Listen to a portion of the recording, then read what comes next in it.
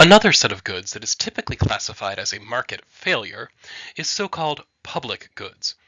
In this case, there can be a separation between the value that the consumer places on the good and the amount that they're willing to pay, which can lead to these goods being underprovided.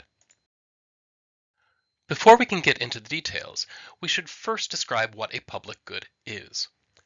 All goods can be classified into four categories based on two traits: excludability and rivalry.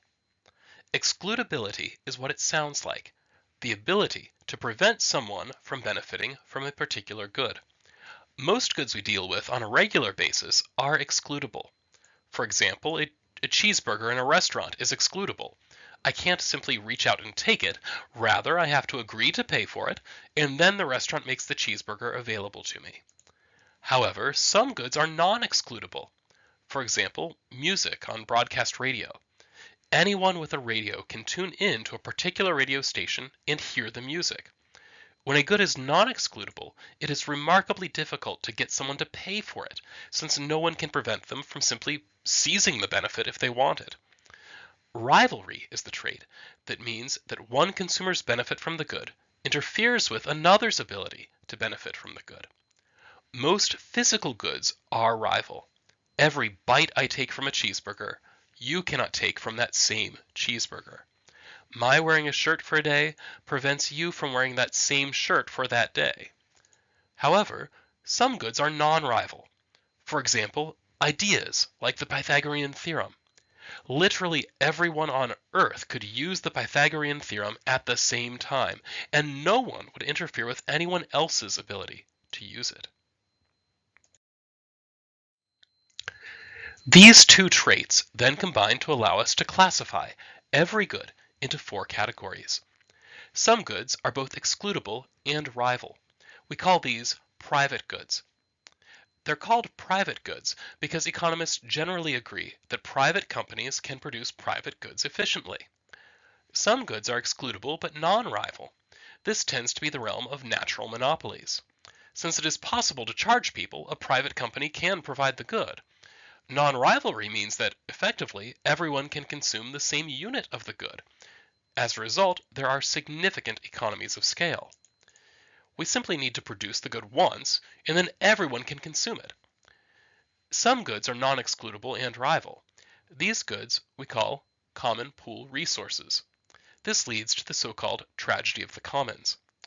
Finally, there are goods that are non-excludable and non-rival. These are called public goods. With these goods, you can't make someone pay for them. That's the consequence of non-excludability. At the same time, one person's use doesn't interfere with another's. Typical examples of public goods are knowledge, lighthouses, public parks, the military, and roads, though I suspect anyone who would say that roads are non-rival hasn't been in rush hour traffic. This set of traits gives rise to the public goods problem. So what is the problem with public goods? Consider the following case. Suppose that we could provide a beautiful fountain in a public park. Seeing this fountain provides a certain amount of joy to two people who frequent the park, Evelyn and Owen. They each receive enough enjoyment from the fountain that they'd be willing to pay $15 each to make sure that the fountain got installed. Let's assume that the fountain would cost $20 to install. In that case, there's an obvious solution.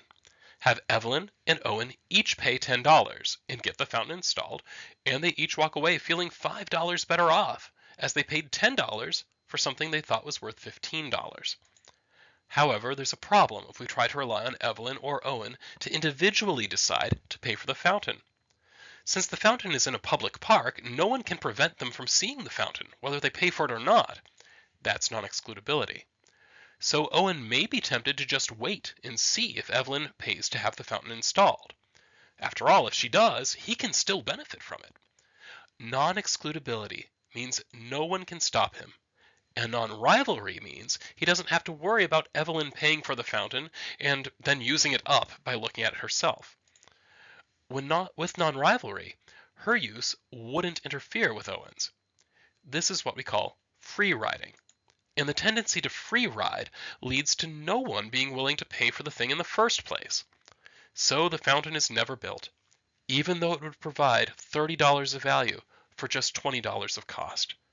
And that is the public goods problem, under provision. One can see this in a slightly more complicated example. In this one, there are three people, and the public good could be provided at a few different levels. We can think of this as how large of a military we should have, for example.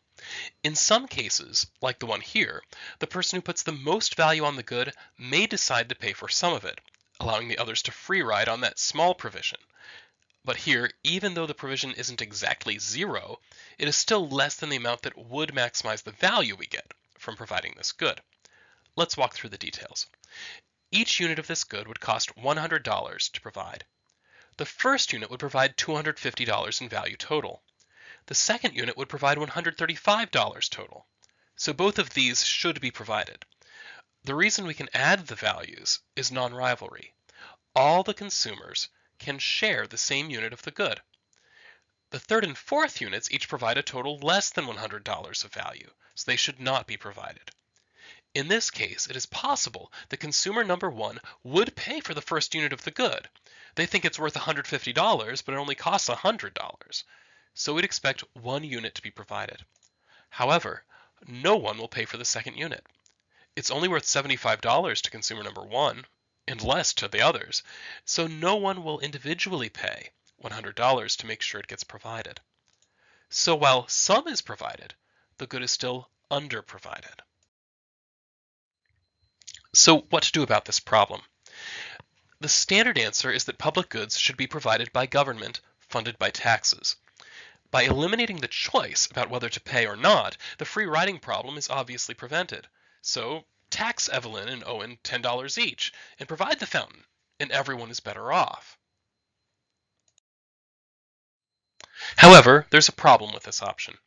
From an outsider's perspective, it is very difficult to tell whether a reluctance to pay is the result of an attempt to free ride or whether it is because someone just doesn't value the good. If the refusal to pay is because of not valuing the good, then taxing people to provide the good is destroying value by making people pay for things they don't want. An alternative that has arisen is the Kickstarter model. This is a model of contingent payment. In effect, there is an explicit goal that we are trying to raise, and we receive pledges from people who are interested in the good being provided. Only if enough pledges are received will the good be provided. So, Evelyn would be willing to pledge up to $15. If no one else pledges, she isn't stuck paying $20 for a fountain that isn't worth that much to her. And her ability to choose her pledge means that she won't end up having to pay more than she thinks the good is worth. Interestingly, there is evidence that lighthouses were often funded using a model not unlike this, where community members mutually agreed to support the lighthouse without the need for tax funding. Another alternative that is a bit older is to reimagine the nature of the good. Think of broadcast radio again. Broadcast radio is obviously a public good, non-rival and non-excludable. However, with the exception of public radio, it is not tax-funded. So how do they do it? Simple. Music, news, and talk shows are not the product. Airtime is. Airtime is excludable and rival. So radio stations sell airtime to advertisers and provide enough other content, music, news, talk shows, to gain an audience that makes the airtime valuable. To sum up then, with public goods, non-rivalry creates the potential for large benefits accruing from providing the good, while non-excludability makes it difficult to convince people to pay for it. The result is free riding and under provision. However, this can be solved in three ways: tax funding, contingent payments, like on Kickstarter, or bundling a public good with a private one, like radio stations do.